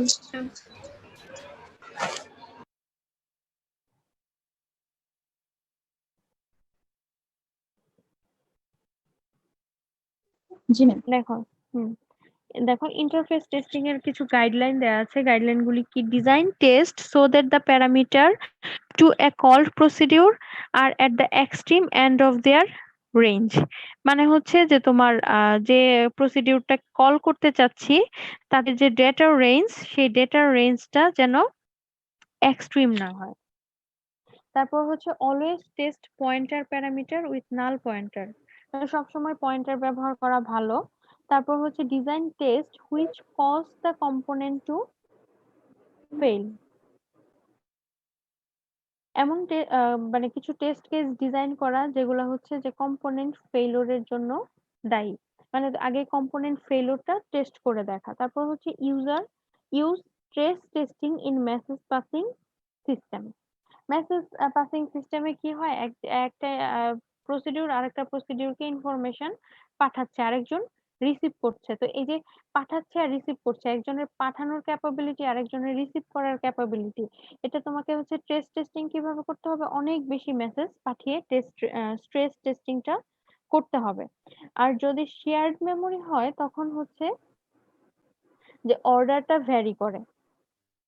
যেমন একই মেমরি লোকেশন যদি দুইটা প্রসিডিউর শেয়ার করে থাকে তখন হচ্ছে যে অর্ডারটাকে অ্যাক্টিভেট করে নিতে হয়। ওকে, আমার মনে হচ্ছে তোমাদের জন্য এটা খুব ডিফিকাল্ট হয়ে যাচ্ছে, কারণ এটা ইউজ না করলে বোঝা যাবে না। ঠিক আছে, জি ম্যাম।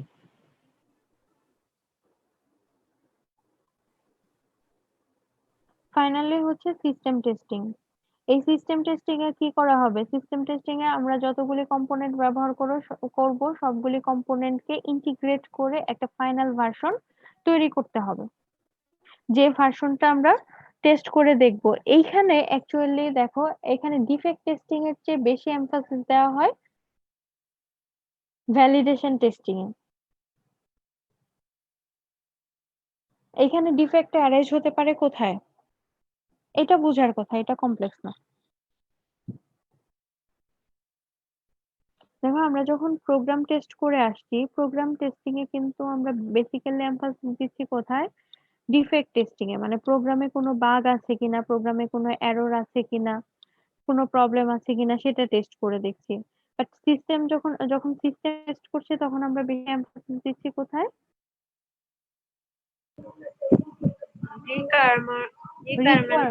হ্যাঁ, রিকোয়ারমেন্টস ফুলফিল হচ্ছে কিনা। এখন এখানে কিছুটা ডিফেক্ট টেস্টিং হতে পারে কোথায়? যখন আমরা কম্পোনেন্ট গুলাকে ইন্টিগ্রেট করব। তো ইন্টিগ্রেট যখন করব তখন কিছু এরর দেখা দিতে পারে। কি ধরনের এরর?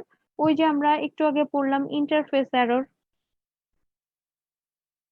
সেই ইন্টারফেস টাইপস এর কিছু এরর দেখা দিতে পারে। মানে একটা কম্পোনেন্টের সাথে আরেকটা কম্পোনেন্টের ইন্টারাকশনে প্রবলেম হতে পারে। তাহলে এখানে আমাদের টেস্ট করে দেখতে হবে কি? Interactions between component. ক্লিয়ার?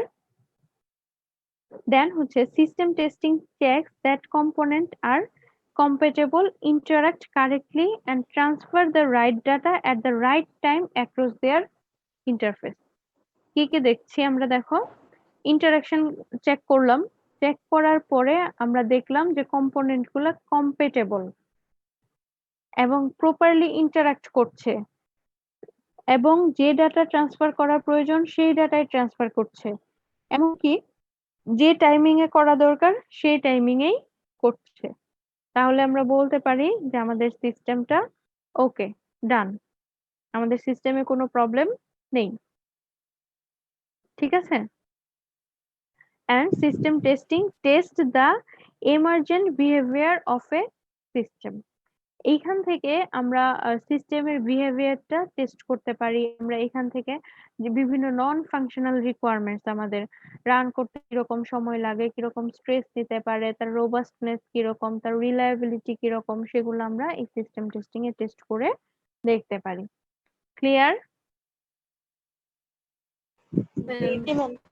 জি ম্যাম। ওকে, তো সিস্টেম টেস্টিং এবং কম্পোনেন্ট টেস্টিং, আমরা এই দুইটার ডিফারেন্সটা বুঝলাম নাকি আমাকে আবার বুঝাইতে হবে?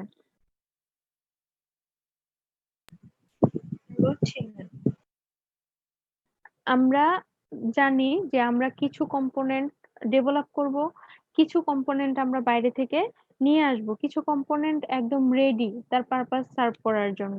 তো সেই কম্পোনেন্ট গুলাকে আমাদের টেস্ট করতে হবে নাকি করতে হবে না?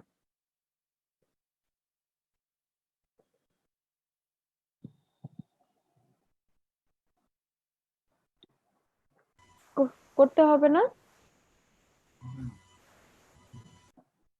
করতে হবে, অবশ্যই টেস্ট করে দেখতে হবে। লাস্ট হচ্ছে ইউজার টেস্টিং। তাহলে ইউজার কিভাবে টেস্ট করবে? ইউজার টেস্টিং এর একটা প্রসেস হতে পারে যে পুরো ডেভেলপমেন্টের সময়েই ইউজার ইনভলভ থাকবে, আরেকটা হতে পারে যে ইউজার নিজে গিয়ে টেস্ট করে দেখবে ফাইনালি, আরেকটা হতে পারে ইউজার যেখানে সিস্টেমটাকে রান করবে বা যে সফটওয়্যারটাকে রান করবে সেখানে নিয়ে গিয়ে দেখতে পারে। তাহলে user or customer testing is a stage in the testing process in which user or customer provide input and advice on system testing. Either customer সরাসরি ইনপুট প্রোভাইড করবে অথবা অ্যাডভাইস দিবে। User testing is essential even when comprehensive system and release testing have been carried out. তুমি কখনো এটা চিন্তা করতে পারবে না যে আমার সিস্টেম এবং রিলিজ টেস্টিং সাকসেসফুলি কমপ্লিট এবং 100% ওকে, ইউজার টেস্টিং এর প্রয়োজন নাই। কেননা কিছু এরর, কিছু সমস্যা ইউজার এন্ডে গিয়ে দেখা দিতে পারে। কারণ কি, ইউজার কিভাবে ব্যবহার করবে, ইউজারের যে বিহেভিয়ার, ইউজারের যে রিয়েল ডাটা, সেটা দিয়ে আমরা তো টেস্ট করি নাই বা সেটা দিয়ে করা সম্ভব না। তো যার কারণে খুব ভালো সিস্টেম টেস্টিং, রিলিজ টেস্টিং হলেও ইউজার টেস্টিংটা প্রয়োজন। ওকে, জি ম্যাম।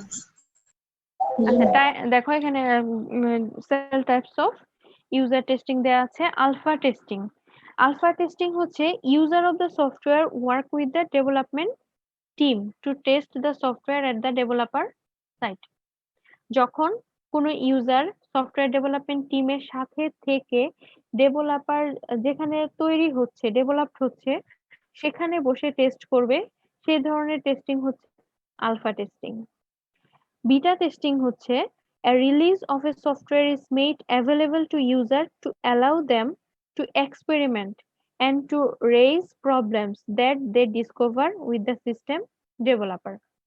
একটা সফটওয়্যারের ভার্সন রিলিজ করে দেওয়া হবে এবং ইউজারকে দিয়ে দেওয়া হবে এক্সপেরিমেন্ট করার জন্য। যত বেশি পারো প্রবলেম অ্যারাইজ করো, যত বেশি পারো এরর ফাইন্ড আউট করো, কোনো সমস্যা নাই, করে ডেভেলপারকে জানাও, ডেভেলপার সবকিছু ঠিক করে ফাইনাল ভার্সন ছেড়ে দেবে। ক্লিয়ার? জি ম্যাম। আর তারপর হচ্ছে অ্যাকসেপ্টেন্স টেস্টিং। এখানে customer test a system to decide whether or not is ready to be accepted from the system developers and deployed in the customer environment, primarily for customer custom system. এই acceptance টেস্টিংটা basically custom সিস্টেমের ক্ষেত্রে ব্যবহার করা হয়, কিন্তু generic সিস্টেমের ক্ষেত্রে যে হয় না তা কিন্তু না। একটা প্রোডাক্ট মার্কেটে আসলো, আসার পরে কোনো ইউজার সেটা ব্যবহার করলো না বা কয়েকজন ব্যবহার করে ভালো লাগলো না, সেটা ইউজ করা হলো না, সেটাও কিন্তু অ্যাকসেপ্টেড হলো না। বুঝতে পারছো? সুতরাং এটা বেসিক্যালি করা হয় কাস্টম সিস্টেমের ক্ষেত্রে। কাস্টমার ডিসাইড করবে সে কি সিস্টেমটা অ্যাকসেপ্ট করবে নাকি অ্যাকসেপ্ট করবে না। এর কিছু ক্রাইটেরিয়া থাকে এবং কিছু টার্মস এন্ড কন্ডিশন থাকে। কেননা তোমার এমন হতে পারে যে কাস্টমার তোমাকে দিয়ে একটা সফটওয়্যার তৈরি করালো, তৈরি করার পরে গিয়ে সে তো একদম ডেভেলপ হওয়ার পরে সে বললো যে আমি এই সফটওয়্যারটা নিব না, কেননা আমার রিকোয়ারমেন্ট ফুলফিল করে নাই। তখন তোমার করণীয় কি বা এটা কিভাবে ম্যানেজ করা সম্ভব?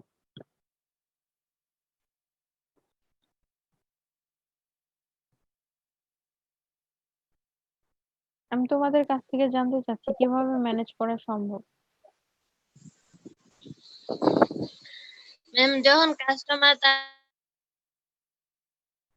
রিকোয়ারমেন্ট গুলো দিবে তখন ডকুমেন্ট করে রাখলে দেখা যায় যে পরে তাকে দেখানো হলো যে সেই হ্যাঁ। হ্যাঁ, তখন ডকুমেন্টস করে রাখা, তখন তোমার কাস্টমার এসে বললো যে আমি যে রিকোয়ারমেন্টস গুলো বলছি আপনি তো সেগুলো বুঝেন নাই। তোকে যেটা করতে হবে সেটা হচ্ছে যে একটা কন্ডিশন রাখতে হবে, যে কন্ডিশন মিট করলে কাস্টমার অ্যাকসেপ্ট করতে বাধ্য থাকবে, এবং এই কন্ডিশন যদি মিট না করে তাহলে কাস্টমার অ্যাকসেপ্ট করবে না। ঠিক আছে? এটা একটা অ্যাকসেপ্টেন্স টেস্টিং হচ্ছে পুরো একটা প্রসেস। দেখো এখানে কি কি হয়। Define acceptance criteria. প্রথমেই ডিফাইন করতে হবে যে কোন ক্রাইটেরিয়া মিট করলে ইউজার সিস্টেমটাকে অ্যাকসেপ্ট করে নিবে। তো ক্রাইটেরিয়া যখন ডিফাইন করা থাকবে তখন হচ্ছে সেই ক্রাইটেরিয়ার উপরে বেস করে প্ল্যান করতে হবে অ্যাকসেপ্টেন্স টেস্টিং এর জন্য। তারপর ডিরাইভড অ্যাকসেপ্টেন্স টেস্ট। যে প্ল্যানিং, সেই প্ল্যানিং অনুযায়ী কিভাবে সেটাকে ডিরাইভ করা যায় সেটা করতে হবে। করার পরে এই অ্যাকসেপ্টেন্স টেস্টটা রান করতে হবে। রান করতে হবে মানে হচ্ছে যে টেস্ট করে দেখতে হবে আর কি। মানে আমরা আমাদের যে প্ল্যান ছিল সেই প্ল্যান অনুযায়ী হয়তো আমাদের কিছু ডাটা তৈরি করতে হবে, অথবা কিছু প্রসেস তৈরি করতে হবে, বা কিছু প্রোগ্রাম তৈরি করতে হবে। তারপর সেই অনুযায়ী আমরা সেটাকে রান করে দেখব। রান করার পর একটা রেজাল্ট পাবো। সেই রেজাল্টটা আসলে হচ্ছে তখন চেক করে দেখা হবে যে সেই রেজাল্টটা কি অ্যাকসেপ্টেবল নাকি অ্যাকসেপ্টেবল না।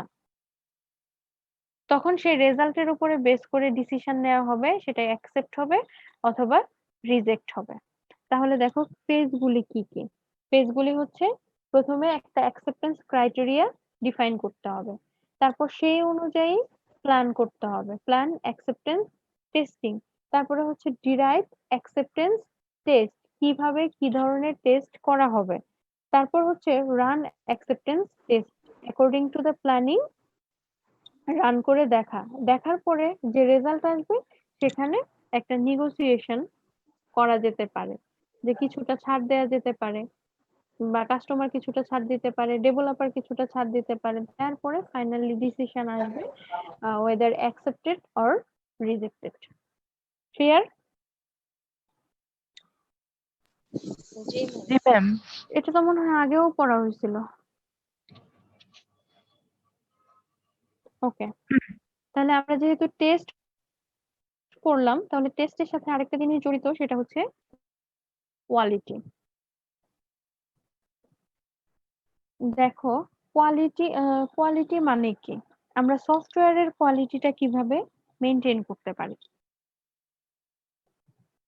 কোয়ালিটি মানে কি? কোয়ালিটি মানে হচ্ছে একটা মানদণ্ড বা একটা মান, একটা নির্দিষ্ট লেভেল। তো আমরা টেস্ট করলাম, তো টেস্ট করে দেখলাম যে ওখানে টেস্টটা হচ্ছে পারপাজের উপরে ডিপেন্ড করে। তো পারপাসটা যদি খুব ক্রিটিক্যাল হয় তাহলে তার কোয়ালিটিটাও খুব ভালো হতে হবে। তুমি সফটওয়্যার ছেড়ে দাও, সফটওয়্যার ছেড়ে দিয়ে হচ্ছে যে কোনো একটা প্রোডাক্টের ক্ষেত্রে চিন্তা করো যে প্রোডাক্টের কোয়ালিটিটা আমরা কিভাবে নির্ধারণ করি।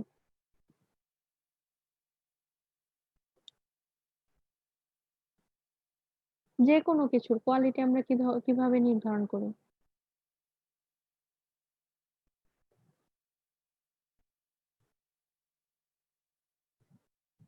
হ্যালো, ঘুমিয়ে গেছো সবাই? ম্যাম ঠিক মতো কাজ করছে না কিনা? ম্যাম। না, আমরা যে কোনো কিছু, তুমি একটা খাতা কিনতে যাও, খাতা কিনতে গিয়েও তুমি দেখো না হাজার রকমের খাতা আছে। জি ম্যাম। কিভাবে দেখো যে কোনটার কোয়ালিটি ভালো? একটা নির্দিষ্ট, যেটার কাগজটা ভালো, হ্যাঁ তোমার যেমন পারপাস কাগজটা কেমন স্মুথ বা হ্যাঁ, হ্যাঁ লেখা কেমন হবে, কাগজটা বড় না ছোট। স্মুথ হবে। ওই তো সিম্পল, তোমার যে জি পারপাস ম্যাম। সেই পারপাস সার্ভ করবে, এবং তোমার যে বাজেট আছে সেই বাজেটের মধ্যে তোমার পারপাস সার্ভ করবে, এরকম একটা বেস্ট জিনিস তুমি সিলেক্ট করো।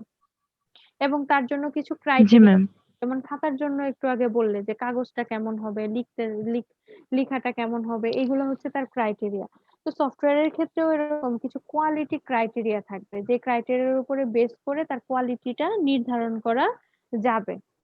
এবং এজ এ সফটওয়্যার ডেভেলপার আর সফটওয়্যার ইঞ্জিনিয়ার আর সফটওয়্যার প্রজেক্ট ম্যানেজার, তোমাকে এনশিওর করতে হবে যে তোমার যে লেভেল, তোমার যে স্ট্যান্ডার্ড, সেই স্ট্যান্ডার্ডে তোমার সফটওয়্যারটা তৈরি হচ্ছে, তোমার সফটওয়্যারের কোয়ালিটিটা মেইনটেইন হচ্ছে। আমরা দেখবো যে কি জি কি ম্যাম। থাকতে পারে। জি ম্যাম। তো এই কোয়ালিটিটা মেইনটেইন করার জন্য প্রিন্সিপাল কনসার্ন আছে। ফার্স্ট কনসার্ন হচ্ছে কোয়ালিটি অ্যাসিউরেন্স। যখন তুমি একটা জিনিস তৈরি করতে যাবে তখন তোমার অবশ্যই প্রথমেই নির্ধারণ করতে হবে যে কি ধরনের প্রসেস, কি ধরনের ফ্রেমওয়ার্ক, কি ধরনের ম্যাটেরিয়াল ব্যবহার করে তুমি প্রোডাক্টটা তৈরি করবে। তুমি যে ধরনের প্রসেস ব্যবহার করবে, যে ধরনের ফ্রেমওয়ার্ক ব্যবহার করবে, তোমার প্রোডাক্টের কোয়ালিটিটা কিন্তু সেরকম হবে। যেমন ধরো যে তুমি যদি হাতে একটা জিনিস তৈরি করো, সাপোজ হাতে একটা বোল তৈরি করলে, বা হাতে একটা পুতুল তৈরি করলে আর একটা পুতুল তৈরি করলে দুইটার কোয়ালিটি ভ্যারি করবে না? ভ্যারি করবে অবশ্যই। জি ম্যাম। তো সেটা হচ্ছে যে কোন ফ্রেমওয়ার্কে তৈরি করছো, একটা হাতে তৈরি করছো আর একটা হচ্ছে মেশিনে তৈরি করছো। তাহলে তোমার কোয়ালিটিটা যদি খুব ভালো করতে হয় তাহলে সেটা তোমার অবশ্যই মেশিনে তৈরি করতে হবে। এটা হচ্ছে জেনারেল প্রোডাক্টের ক্ষেত্রে। তো সফটওয়্যারটার জন্যও সেরকম। তোমার যে ধরনের কোয়ালিটিফুল সফটওয়্যার তুমি তৈরি করবে বলে ধরে নিচ্ছ, সেই ধরনের সফটওয়্যার তৈরি করার জন্য তার ফ্রেমওয়ার্ক নির্ধারণ করতে হবে, তার প্রসেস নির্ধারণ করতে হবে, যেন ফাইনালি সেই স্ট্যান্ডার্ডটা মেইনটেইন হয়। এটাই এখানে বলা হচ্ছে যে at the organizational level, quality management is concerned with establishing a framework of organizational process and standard that will lead to high quality software.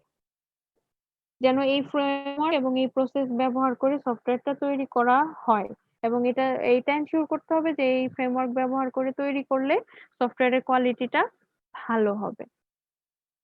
ওকে, তোমাকে জি ম্যাম। অ্যাসিওর করতে হবে যে আমি এই প্রসেসগুলো ব্যবহার করলে আমার সফটওয়্যারের কোয়ালিটিটা ভালো হবে। ভালো হবে। তারপর হচ্ছে কোয়ালিটি প্ল্যানিং।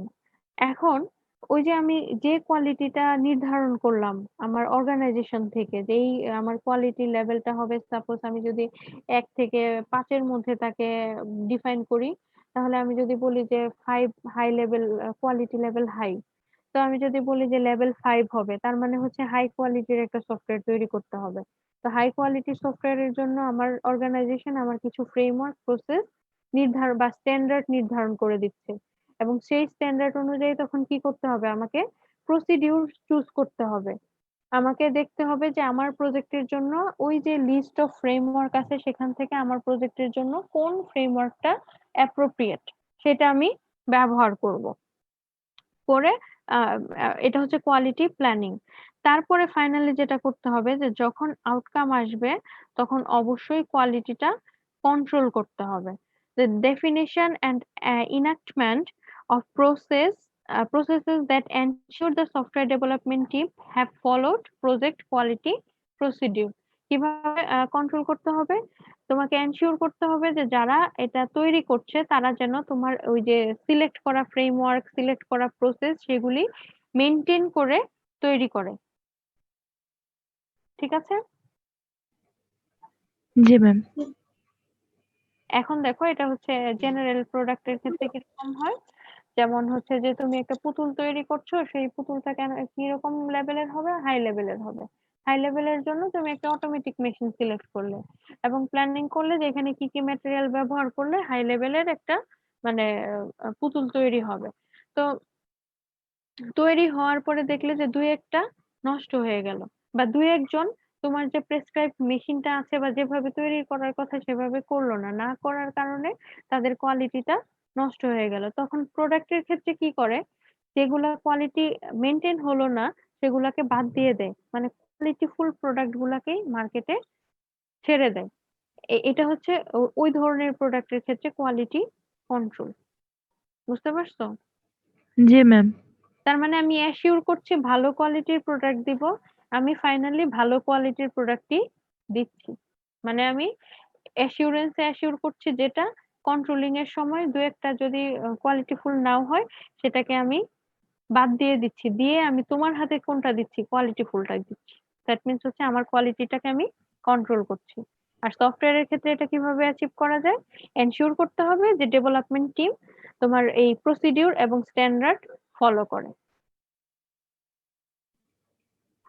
ঠিক আছে? জি যেমন ম্যাম। কিছু প্রতিষ্ঠান আছে যেমন বিএসটিআই। বিএসটিআই না আমাদের যে ফুড ইয়ে করে, স্ট্যান্ডার্ড মেনটেন করে, ম্যাম গেছি। বিএসটিআই। জি ম্যাম। তো বিএসটিআই এর কিছু ক্রাইটেরিয়া আছে। এখন কেউ যদি ফুড প্রোডাক্ট বানাতে যায় তাহলে কি করতে হবে, এই বিএসটিআই এর যে ফুডের জন্য স্ট্যান্ডার্ড আছে সেই স্ট্যান্ডার্ডটা ফলো করতে হবে এবং ফাইনালি বিএসটিআই কি করবে, প্রোডাক্টটা তৈরি হওয়ার পরে সে এনশিওর করবে যে যারা তৈরি করছে তারা তাদের ফ্রেমওয়ার্ক অনুযায়ী তৈরি করছে বা তাদের স্ট্যান্ডার্ড মেনটেন করেই তৈরি করছে এবং বিএসটিআই তখন কি করছে, কন্ট্রোল করছে। বুঝতে পারছো? আরো কিছু জি আছে, ম্যাম। আইএসও 9000, 09001, এরকম কিছু আছে, বইয়ের জন্য আছে কিছু, মানে প্রত্যেকটা প্রোডাক্টের জন্যই কিছু স্ট্যান্ডার্ড মেনটেন করা হয়। সফটওয়্যারের জন্য মনে হয় ISO 9001 ব্যবহার করা হয়, মানে মেন স্ট্যান্ডার্ডটা ফলো করা হয়।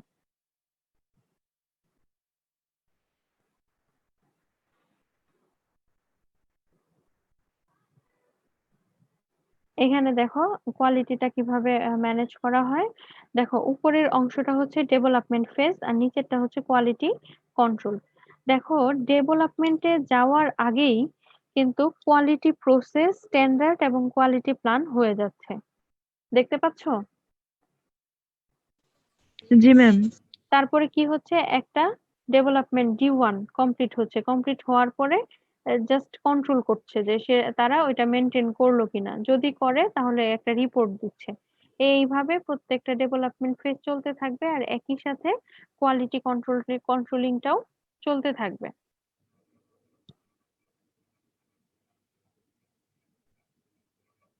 তাহলে কোয়ালিটি প্ল্যানিং কি?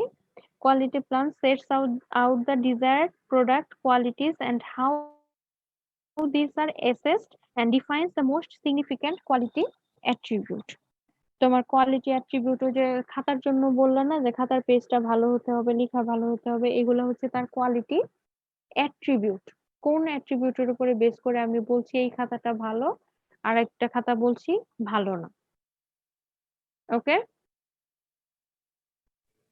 জি ma'am. so quality plan should define the quality assessment process.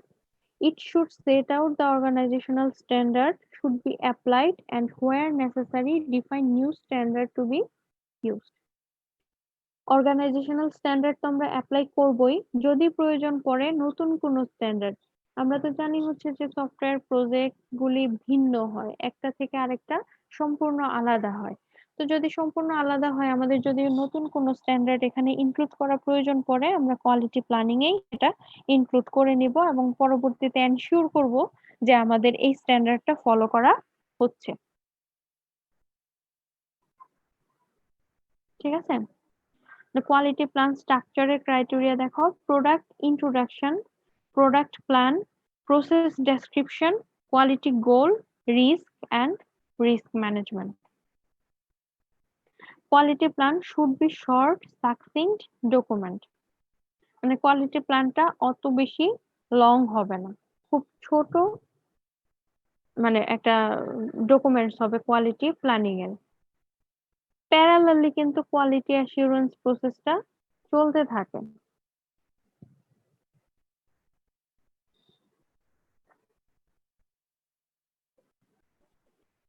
দেখো কোথায় কোয়ালিটি ম্যানেজমেন্টটা কেমন হয়।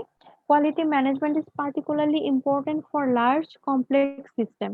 অবশ্যই লার্জ সিস্টেমে important. The quality documentation is record of progress and support continuity of development as the development team changes. যদি development team change হয়ে যায়, সেজন্য আসলে ডকুমেন্টেশনটা রাখা হয়, রেকর্ডটা রাখা হয়, প্রোগ্রেসটা কত দূর হলো এবং তার কোয়ালিটিটা কেমন ছিল। আর যদি সেটা ছোট সিস্টেম হয় তাহলে কোয়ালিটি ম্যানেজমেন্টটা কেমন হয়?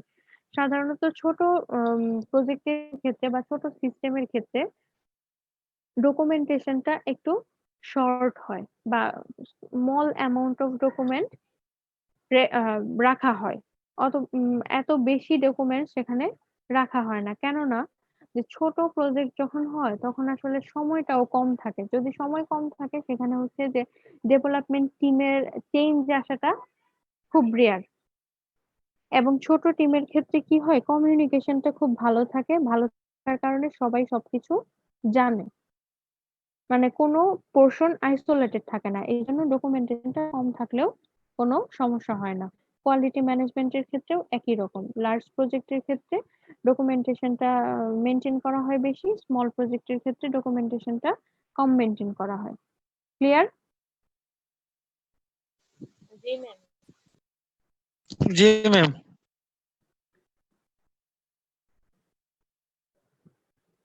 ওকে, তাহলে সফটওয়্যার কোয়ালিটি দেখো, কোয়ালিটি হচ্ছে যে প্রোডাক্ট তার ইউজার রিকোয়ারমেন্টস মিট করবে, শুধু তাই না, কোয়ালিটির মধ্যে আরো অনেক কিছুই পড়ে।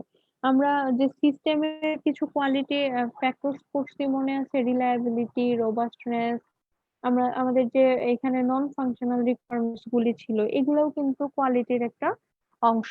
যেমন একটা সফটওয়্যার হচ্ছে হাই স্পিডি, একটা সফটওয়্যার হচ্ছে তার মেমোরি খুব কম প্রয়োজন পড়ে, এটাও তার একটা কোয়ালিটি, বা এটাও তার একটা কোয়ালিটি অ্যাট্রিবিউট।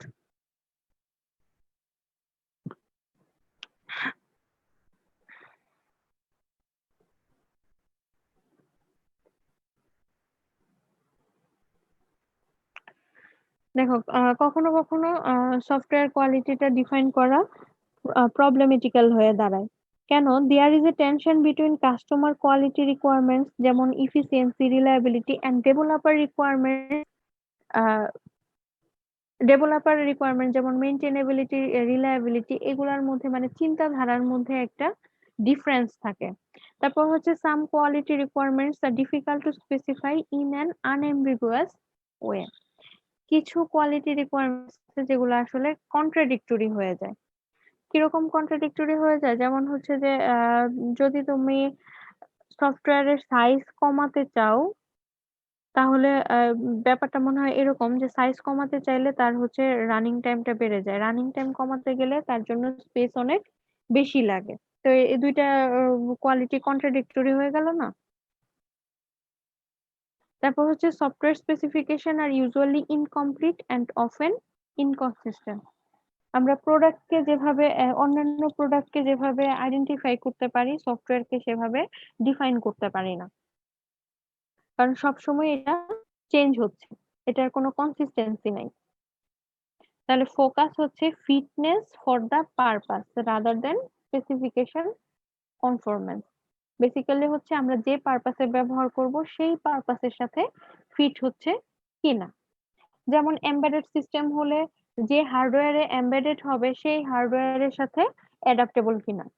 আবার হচ্ছে এই সফটওয়্যারটা যে কম্পিউটারে রান করবে সেই কম্পিউটারের স্পিড এবং আমার এই সফটওয়্যারের চুপ রানিং কর, সেই ক্লাস করতেছে। সেই সফটওয়্যারের রানিং স্পিড ম্যাচ হচ্ছে কিনা। ঠিক আছে? আচ্ছা, তোমরা মাইক্রোফোনটা বন্ধ করে রাখো।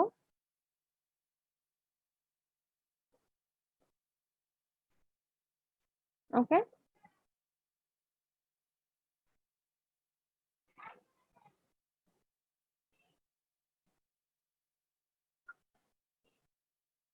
দেখো, সফটওয়্যার ফিটনেস ফর দা পারপাসের জন্য কিছু কোশ্চেনের অ্যান্সার, মানে কিছু কোশ্চেনের অ্যান্সার ফাইন্ড আউট করতে হয়। যেমন, have programming and documentation standard been followed in the development process. মানে প্রোগ্রামিং এর জন্য এবং ডকুমেন্টেশনের জন্য স্ট্যান্ডার্ডটা কি ফলো করা হয়েছিল বা হচ্ছে। তারপর হচ্ছে has the software been properly tested. সফটওয়্যারটা কি ভালোভাবে টেস্ট করা হচ্ছে? যদি ভালোভাবে টেস্ট করা হয় তার মানে আমরা ধরে নিতে পারি এর কোয়ালিটিটা ভালো হবে। Is the software sufficiently dependable to be put into use. আমরা যখন সেটা ব্যবহার করব তখন কি সেটার উপরে আমি ডিপেন্ড করতে পারবো কিনা।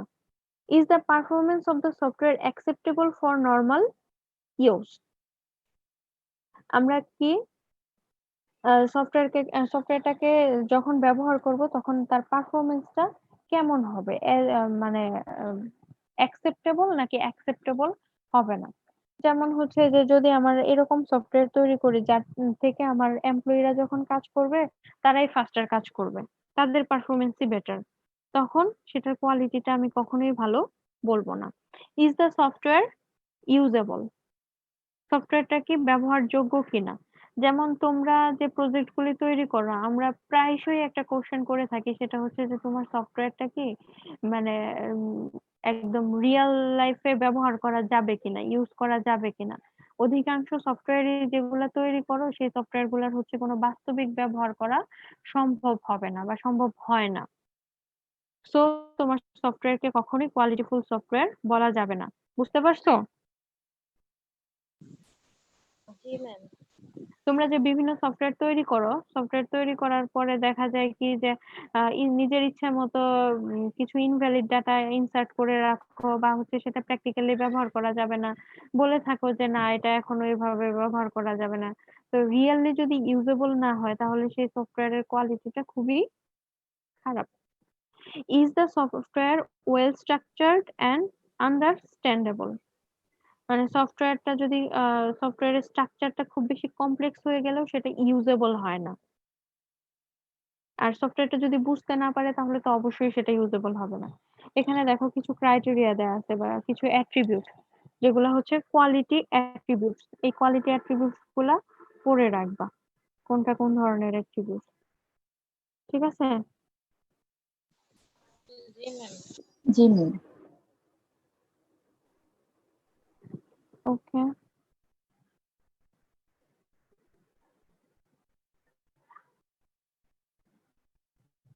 দেখো কিছু quality conflicts. It is not possible for any system to be optimized for all of these attributes. এটা কখনোই সম্ভব না যে হচ্ছে তোমার সকল অ্যাট্রিবিউটকে অপটিমাইজ করে নিয়ে আসা। কেননা আমি আগেই একটা এক্সাম্পল বললাম যে আমি যদি সাইজ কমাতে চাই তাহলে তার রানিং টাইম অনেক বেশি হবে। আমি যদি চাই যে সে অনেক ফাস্ট রান করবে তাহলে হচ্ছে তার জন্য অনেক স্পেস বেশি দিতে হবে, তাহলে এটা একটা কনফ্লিক্টিং কোয়ালিটি। তারপর হচ্ছে the quality plan should therefore define the most important quality attributes. কিরকম ইম্পর্টেন্ট কোয়ালিটি অ্যাট্রিবিউটস? যেমন আমার যদি এমন কোনো সফটওয়্যার হয় যেটার রেসপন্সটা রিয়েল টাইমে দরকার, সেই ক্ষেত্রে আমি কি করব, আমার মেমোরি স্পেস বেশি লাগলেও আমি তার পারফরমেন্সটাকে ফাস্টার করার চেষ্টা করব। আবার যদি এমন হয় যে রিয়েল টাইমে দরকার নাই, আমার সময় আছে, আমার মেমোরি খুব কম, তাহলে আমি কি করব, মেমোরি বাঁচানোর চেষ্টা করব এবং টাইম একটু বেশি লাগলেও কোনো সমস্যা নেই। তাহলে এটা ডিপেন্ড করছে কিসের উপরে? পারপাজের উপরে ডিপেন্ড করছে এবং ডোমেইনের উপরে ডিপেন্ড করছে যে আমরা কোথায় ব্যবহার করব, কি পারপাসে ব্যবহার করব, সেটার উপরে আমরা কোয়ালিটিটা ঠিক করতে পারি। এই যে উপরে যে আমরা অনেকগুলি কোয়ালিটি অ্যাট্রিবিউটস দেখলাম, এই সব কোয়ালিটি অ্যাট্রিবিউটস একটা সফটওয়্যারের মধ্যে ইনকর্পোরেট করা কোনোভাবেই সম্ভব না। ওকে, তারপর হচ্ছে the plan should also include a definition of the quality assessment process and agreed way of assessing whether some quality, maintainability or robustness is present in the product. কিছু কমন অ্যাট্রিবিউট থাকে যে attribute গুলা হচ্ছে conflicting না থাকলে কোনো সমস্যা নেই। ওকে, নেক্সট হচ্ছে প্রসেস অ্যান্ড প্রোডাক্ট কোয়ালিটি। আমরা কোয়ালিটি কন্ট্রোলিং এর জন্য প্রথমে কি করছি, কোয়ালিটি অ্যাসিউরেন্স করছি। কোয়ালিটি অ্যাসিউরেন্সের সময় আমরা কিছু স্ট্যান্ডার্ড এবং কিছু প্রসেস আগে থেকে ডিফাইন করে দিচ্ছি। তাহলে দেখো আমি মানে এটা বলতে পারছি কি যে আমি স্ট্যান্ডার্ড প্রসেস ব্যবহার করছি, দ্যাট মিন্স হচ্ছে আমার প্রোডাক্টটা স্ট্যান্ডার্ড হবে। এটা কি বলা সম্ভব?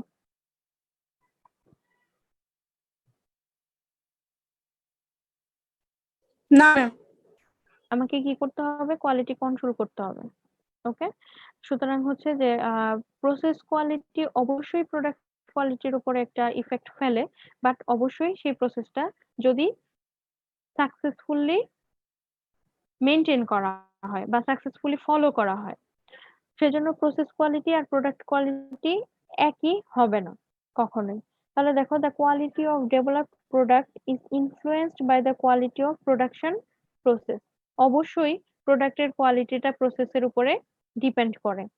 This is important in software development as some product quality attributes are hard to assess. কিছু অ্যাট্রিবিউট আছে যেগুলো আসলে অ্যাসেস করা সম্ভব না। However, there is a very complex and poorly understood relationship between software process and product quality. কেন? The application of individual skill and experience is particularly important in software development. যখন তুমি একটা প্রসেসকে ঠিক করবে যে এই প্রসেসটা আমি আমার সফটওয়্যারে ইউজ করব, তখন তোমার অবশ্যই অনেক বেশি এক্সপিরিয়েন্স এবং এই ধরনের অ্যাপ্লিকেশন তৈরি করার এক্সপিরিয়েন্স থাকতে হবে। কেননা তুমি জানো না যে এই প্রসেসটা ব্যবহার করলেই তুমি ভালো একটা আউটকাম পাবে যদি তোমার প্র্যাকটিক্যাল এক্সপিরিয়েন্স না থাকে, যদি তুমি এই ধরনের অ্যাপ্লিকেশন আগেই তৈরি করে না থাকো। তাছাড়া কিছু এক্সটার্নাল ফ্যাক্টর আছে যেগুলো হচ্ছে কোয়ালিটির উপরে এফেক্ট ফেলে, যেমন হচ্ছে novelty of application or need for accelerated development schedule.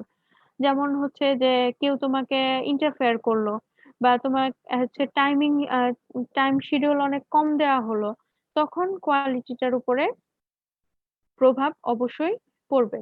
যদি তুমি সময় কম পাও, সুতরাং হচ্ছে তখন তুমি অ্যানালাইসিস করার সময় কম পাবে, তখন তোমার প্রোডাক্টের কোয়ালিটি খারাপ হবে, যদিও তুমি ভালো একটা প্রসেস ফলো করছো।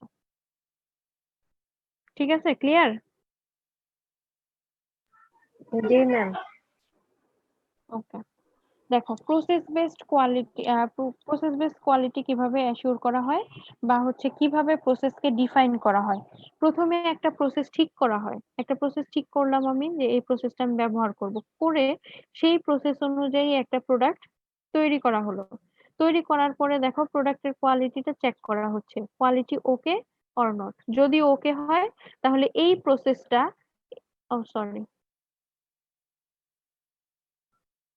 দেখো যদি এই প্রোডাক্টটা স্ট্যান্ডার্ড হয়, মানে প্রোডাক্টের কোয়ালিটিটা ভালো হয়, তাহলে আমি বলতে পারি যে এই ধরনের প্রোডাক্টের জন্য এই প্রসেসটা বেস্ট।